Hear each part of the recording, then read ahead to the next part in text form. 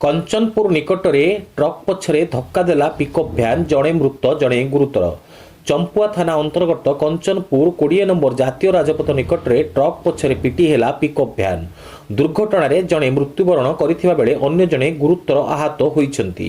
गत राति प्राय 12टा बेले अनुगुलु झाड़खंड को छेली आनिबाकू जाउथिबा पिकअप भ्यान कंचनपुर निकटरे एक लुहा पत्थर बोझेई ट्रक पछरे धक्का देवालू घटनास्थल रे पिकअप भ्यान रे बसिथिबा जणकर मृत्यु घटिछि। अन्य जड़े गुरुतर आहत होइछंती। मृतक अनुगुल जिला बोइंडा ग्रामर मोहब्बत नईम बोली जना पड़िछि।